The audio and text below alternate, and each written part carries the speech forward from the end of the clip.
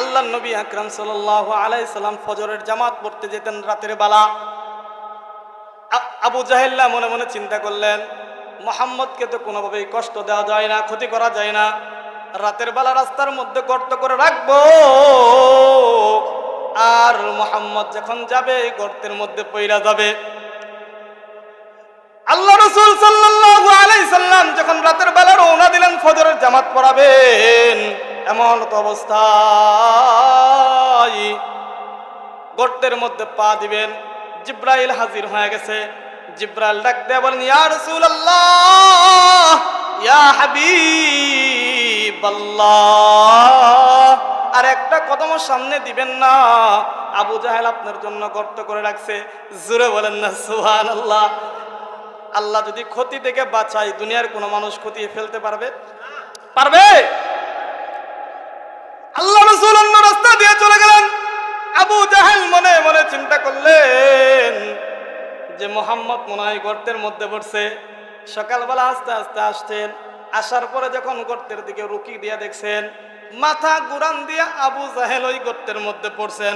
ও মুসলমান, একটা জবানও বন্ধ রাখবেন না, চিল্লায় বলেন সুবহানাল্লাহ। বুঝছেন তো অন্যের ক্ষতি করা যাবে? আর আপনারা আরেকটা জিনিস জানেন, আমি আপনাদের স্মরণ করায় দিচ্ছি, শেষ করে দিব। আবু বকরের নাম শুনছেন তো নাকি?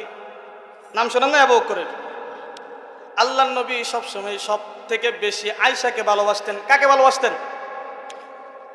একদিন আয়েশাকে আল্লাহর নবী বলেন, ও আয়েশা, তুমি আমার কাছে যা চাইবা আমি তাই দিব। জোরে বলেন না সুবহানাল্লাহ। যাই চাইবা তাই দিব। আয়েশা মনে মনে চিন্তা করেন নবী দিবে। এর মিয়া চিন্তা করছেন নি নবী দিবে। আয়েশা বলেন, কি চামু কি চামু কি চামু? আয়েশা ডাকতে বলেন, ইয়া রাসূলুল্লাহ, ইয়া হাবিবাল্লাহ, আপনি আমারে কি দিবেন আর কি চামু? আমার যদি আপনি অনুমতি দিতেন, আমার পিতা আমার বাবা আবু বকরকে আমি জিগাইতাম আমি আপনার কাছে কি চামু। জুড়ে বলেন না সুবহানাল্লাহ। মেয়েরা দেখবেন স্বামী যদি কোনো জায়গা কিনতে চাই, জমি কিনতে চাই, মেয়েরা বলেন, দেখি আমার বাবারে জিগাই আমার বাবা কি বলে। কয় না এটা? অনেকেই বলে। দেখেন আয়েশা আবু বকরের কাছে যা বলে, আবু বকর, ও আমার বাবা, আল্লাহর নবী আমাকে দিতে চায়, কি জানি দেয় আর আমি কি চামু? আবু বকর ডাক দিয়ে বলেন, আয়েশা, তোমারে কি দিব আর কি বইলা দিব? তোমারে একটা শর্তে দিয়া বলতে পারি, তুমি শোনার পরে সর্বপ্রথম আমি আবু বকরকে বলবা। জোরে বলেন না সুবহানাল্লাহ। আয়েশা ডাক দিয়ে বলেন, বাবা চিন্তা করবেন না, সর্বপ্রথম আপনাকেই বলবো। আবু বকর আয়েশাকে শিখায়া দেয়। আবু বকর আয়েশাকে শিখায়া দেয়, ও আয়েশা, নবীকে যা বলবা, নবী যখন মিরাজে গেছে, আল্লাহ রাসূলের সাথে অনেক কথা হইছে, আল্লাহর সাথে অনেক কথা হইছে, আল্লাহর সাথে অনেক কথা প্রকথন বলছে। আল্লাহ কি রাসূল কি আল্লাহর সাথে এমন কোনো কথা বলছেনি যে কথা দুনিয়ার কোনো মানুষের বলে নাই? জোরে বলেন না সুবহানাল্লাহ। আয়েশা বলে, ইয়া রাসূলুল্লাহ, ইয়া হাবিবাল্লাহ, আবু বকর তো একটা জিনিস শিখায়া দিছে। জোরে বলেন না সুবহানাল্লাহ। কি শিখায়া দিছে? তো আবু বকর বলছে, আপনি যে মেরাজে গেছিলেন, আল্লাহর সাথে যে অনেক কথা হইছে, এমন কি কথা আল্লাহর সাথে বলছেন যে দুনিয়ার কোনো মানুষ জানে না? জোরে বলেন না সুবহানাল্লাহ। আল্লাহ রাসূল চোখের পানি ছাইড়া দিয়ে বললেন, আয়েশা, আমি জানতাম আবু বকর দুনিয়ার কোনো লোভ করবে না, তিনি আখিরাতের লোভ করবে। জোরে বলেন না সুবহানাল্লাহ। আর আমি আবু বকর গোপন আমল খুঁজে।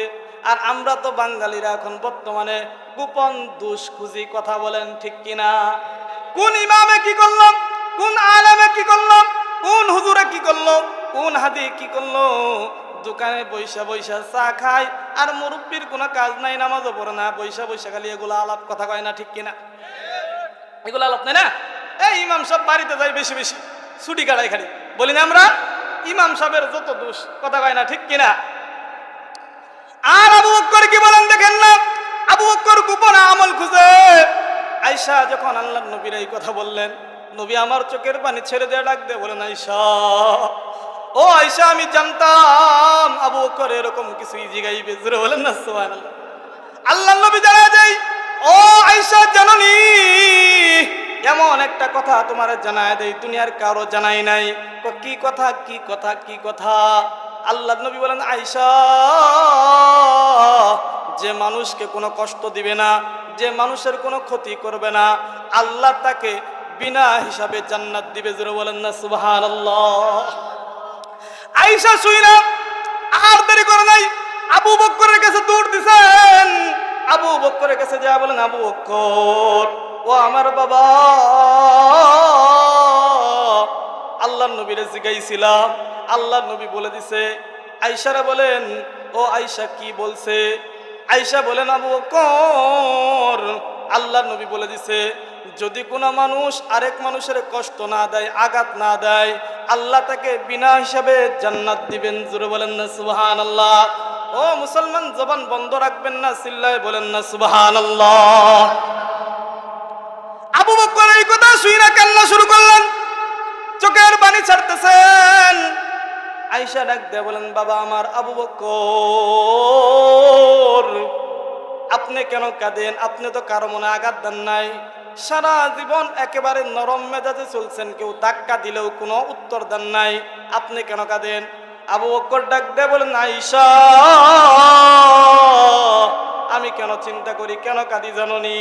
আল্লাহর নবী বলছে, কারো মনে আঘাত না দিলে বিনা হিসাবে জান্নাত দিবে। এর বিপরীত দিকটা আমি চিন্তা করি, যদি আমি আবু বকর কারো মনে আঘাত দিয়া ফেলি, তাহলে তো আল্লাহ আমাকে বিনা হিসাবে জাহান্নামে দিবে। এজন্য আমি কাঁদি রে ভাই, এজন্য আমি কাঁদি, বুঝছেন? আরে আবু বকর চিন্তা করতেন, একেবারে নরম মেজাজের লোক ছিলেন, তারপরও এই চিন্তা। আর আমরা যৌবনের তাড়নায়, শক্তির তাড়নায় কত মানুষের ঘুষি মারলাম, কত মানুষের গালি দিলাম, কত মানুষের আঘাত করলাম। কথা বলেন ঠিক কিনা? তাহলে আল্লাহ রাসূলের তিনটা সম্মানিত এবং সফল ব্যক্তির কয়টা গুণ মনে আছে আপনাদের? কয়টা গুণ?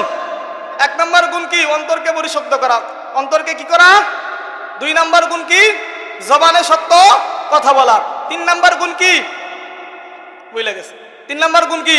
আরে অন্যের ক্ষতি থেকে নিরাপদ থাকা, মানুষের আঘাত না করা। জোরে বলেন না সুবহানাল্লাহ। আমল করবেন তো ইনশাআল্লাহ? জবান খুইলা জোরে বলেন ইনশাআল্লাহ।